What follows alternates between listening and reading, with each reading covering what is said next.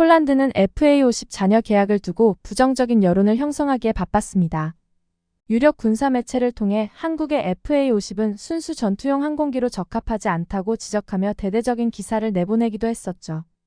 덕분에 폴란드에서는 한국에서 수입하기로 한 FA50에 대한 갑론을박이 여전히 이어지고 있습니다.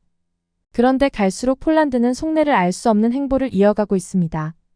앞서 언급한 것처럼 반쪽짜리 전투기라면서 부정적인 여론을 형성하는가 하며 일각에서는 보란듯이 FA50으로 폴란드 국민들 앞에서 에어쇼를 보여주고 있었습니다. 계속해서 부정적인 시각으로 지금이라도 FA50 대신 다른 전투기를 사야 한다고 연일 목소리를 높이고 있었습니다. 무엇을 얻고자 이런 불필요한 여론전을 펼치는지 알 수 없다지만 분명한 것은 이런 여론전이 조만간 해프닝으로 끝날 것이라고 주장하고 있습니다. 폴란드에게 주어진 시간이 얼마 남지 않았기 때문이라고 하는데요. 폴란드가 한국과의 계약을 절대 뿌리칠 수 없는 이유는 다른 전투기를 때맞춰 들여오지 못하기 때문이라고 하죠. 폴란드가 왜 이렇게까지 양가 감정으로 일을 벌이고 있는지 계속해서 살펴보겠습니다. 폴란드와 벨라루스 국경의 상황이 날이 갈수록 심각해지고 있기 때문입니다. 대치 상황은 좋아지지 못하고 오히려 악화되고 있는 상황입니다.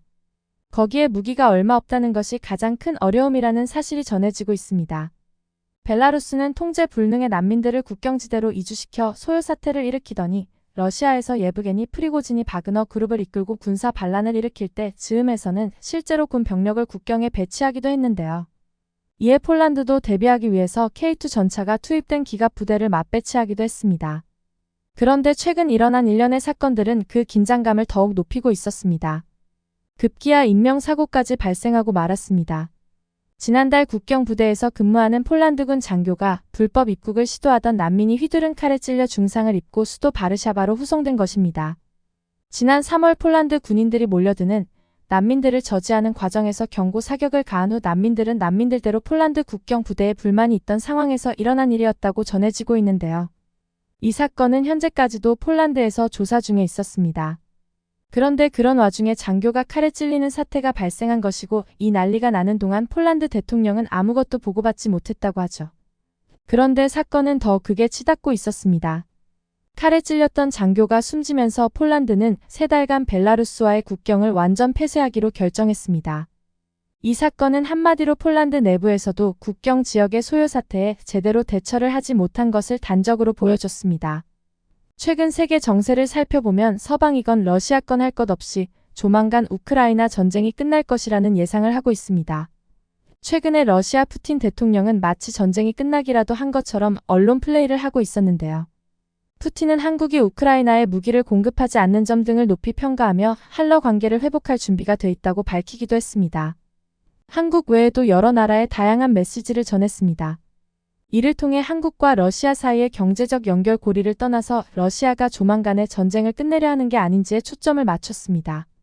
이러한 러시아의 다음 행보로 루마니아와 폴란드를 노릴 것이라는 추측이 난무하고 있었습니다. 이에 폴란드에서도 추이를 지켜보고 있는 상황입니다. 상황이 이렇게 되자 폴란드는 급해졌는데요. 조금이라도 빨리 무기를 들여와야만 하는 처지에 놓이게 되었습니다.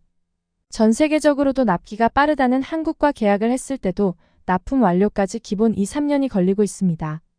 그런데 한국 외의 다른 국가들은 빨라야 5년 길게는 7-8년까지도 기다려야 하는 것을 모르지 않을 것입니다. 러시아가 우크라이나 전쟁을 끝내고 곧바로 또 다른 전쟁을 일으킬 수 있다는 사실을 배제하지 못하는 실정입니다. 또한 호시탐탐 기회만 되면 다른 나라를 침공하려고 칼을 가는 그들이 7년이라는 시간을 기다려줄 리 만무합니다. 러시아가 행동하기 시작하면 벨라루스도 행동할 것으로 예상되죠. 폴란드가 더 빠르게 전투기 전력을 확보했다면 적어도 이러한 국경 소요 사태라도 막아 대비가 수월할 수 있었을 텐데요. 그러나 폴란드가 우크라이나의 기본적인 정찰 임무를 수행할 전투기까지 전부 공여하면서 국경과 같은 위험지대에 대한 국지적인 정찰에 공백이 생겼습니다. 벨라루스가 이런 일을 벌이고 있는 것은 어디까지나 폴란드군의 현재 실정을 잘 알고 있어서라고 보고 있습니다. 사전 탐지 능력이 없을 뿐 아니라 무기가 부족하다는 것을 확신하고 있기 때문이라는 것입니다. 이런 배경들로 폴란드가 FA50의 잔여 계약을 이행할 수밖에 없다는 것이죠. 폴란드 내부의 부정적인 여론을 형성하고 있는 반대파들은 FA50이 F-35의 대안이 될 수 없다고 주장하고 있습니다. 하지만 처음부터 FA50은 그러려고 들여오는 것이 아니었습니다. 폴란드는 빠르게 들여올 수 있으면서도 정밀한 지상 타격이 가능하고 공대공 성능까지 덤으로 갖추고 있어서 FA-50을 선택한 것입니다. FA-50으로 공백 상태의 정찰 전력을 빠르게 메우고 국경에서 일어나는 혹시 모를 사태를 정밀 타격으로 깔끔하게 정리할 수 있기 때문이었습니다. 현재 폴란드는 한국으로부터 FA-50 36대를 추가 구매하는 2차 계약을 앞두고 있는 상황입니다. 폴란드 내 FA-50 반대 여론에 동조하고 있는 사람들은 그 돈으로 F-15나 유로파이터를 구매하라고 압박하고 있습니다. 하지만 정찰 전력 공백으로 인해 군인명 피해까지 나오자 이들은 다시 목소리를 내지 못하고 있습니다. 실제로 F-15나 유로파이터라면 높은 가격으로 인해 수량부터가 줄어들 것이고 FA-50의 큰 장점인 운용 비용 역시 따라올 수가 없습니다. 정찰 전력의 관점에서는 얼마나 값싸게 자주 날릴 수 있느냐가 중요한 요소일 수밖에 없습니다. 거기다 FA-50은 폴란드 공군의 요구사항에 맞춰 성능을 개량하기까지 했습니다. 또한 한국에서 미래지향적인 무기체계로 거듭나고 있다는 사실을 무시하긴 힘들 것으로 보입니다. 최근 한국은 국산 단거리 공대공 미사일의 개발을 시작했습니다. 아직 구체적인 시기나 계획이 공표되지는 않았지만 미국의 AIM-9X 사이드와인더나 독일의 IRIS-T 수준의 고기동 단거리 공대공 미사일을 만들 것이라는 소문이 파다합니다. 소문은 현실에 가깝다고 이야기하고 있습니다. 갑자기 여러 단계를 한 번에 건너뛰어 개발에 돌입해버리고 있다는 것이죠. 한국이 이렇게 갑작스런 행동을 취한 이유는 한국은 사실 미사일 개발에 필요한 대부분의 개별 부품을 이미 만들고 있었습니다. 바로 함대공 미사일 해공을 위해서였습니다. 원래부터 해공은 약간의 개조만 가한다면 공대공으로 용도 변경이 가능할 것이라고 알려져 있었습니다. 기술을 이미 전부 가지고 있는 만큼 개발에는 오랜 시간이 걸리지 않을 것이라는 분석인데요. 한국은 이렇게 만든 단거리 공대공 해공을 FA-50 등 국산 전투기에 전부 통합시킬 것이라고 계획하고 있습니다. 전투기에 더해 전용 미사일까지 한국이 공급할 수 있게 된다면 구매하는 입장에서 비용적인 부담이 더욱 줄어들어 가성비가 뛰어날 수밖에 없습니다. 또한 FA-50의 진화는 계속될 예정입니다. 최근 한화 에어로스페이스는 카이 등 국내 방산 업체들과 협력하여 국산 전투기 엔진 개발에 착수했습니다. 그동안 계획에 불과했던 전투기 엔진 개발 사업에 급격하게 불을 붙이고 있었습니다. 이에 외신들도 주목하고 있는 상황입니다. 사실 한국이 무기 개발 강국이기는 하지만 전투기 엔진의 국산 개발은 말처럼 쉬운 일이 아니었습니다. 한국이 전투기 엔진의 개발에 성공하게 된다면 전 세계에서 7번째 전투기 엔진 기술 자체 보유국이 되는 것일 텐데요. 미국, 영국, 프랑스, 러시아, 중국 그리고 우크라이나만이 현대적인 전투기에 사용하는 엔진을 만들 수 있습니다. 이 소식을 다룬 영국 파이낸셜 타임즈는 한국 최대 방산 기업인 한화 에어로스페이스가 정부와 함께 전투기 엔진 개발에 나섰다고 전했습니다. 이는 한국 방산업계의 밸류체인을 한층 끌어올리는 동시에 자주 국방력을 높이기 위한 행보라고 보도했습니다. 한화 에어로스페이스를 제너럴 일렉트릭 에어로스페이스, 프레세니트니, 롤스로이스 등 세계 시장을 석권하는 글로벌 엔진사의 주요 부품 공급사라고 소개하며 이러한 파트너십이라도 지닌 회사조차 세계에서 손에 꼽는다고 강조했습니다.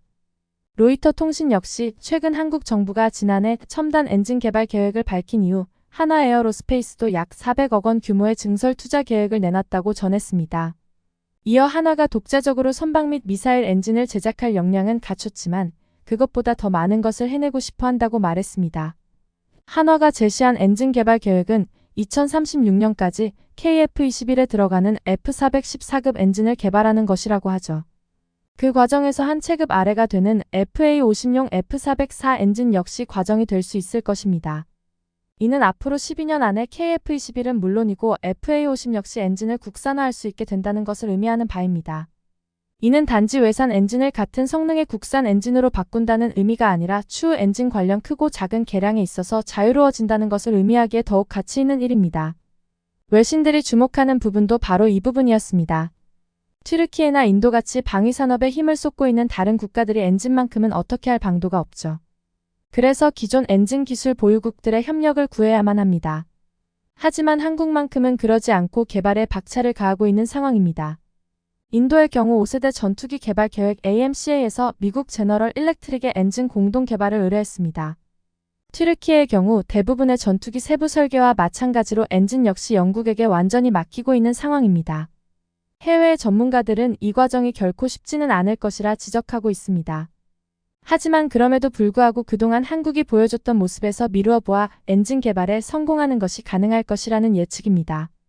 폴란드 입장에서는 값이 쌀 때 미리 해둔 계약으로 추후 많은 것들을 우선순위로 보장받을 수 있는 상황입니다. 그런데 고작 부정적인 여론으로 FA50 도입을 미룰 수는 없을 것으로 보이죠. 또한 국경선 경계태세를 더욱 강화해야 하는 시점에서 더욱 철저한 준비가 필요한 상황입니다. 지난해 말 폴란드의 정권교체 이후 수입산 무기체계에 대한 부정적인 기류가 있었습니다. 그러나 폴란드가 결코 가성비의 신속한 납기가 보증된 K방산을 배제할 수 없다는 게 군 전문가들의 분석입니다.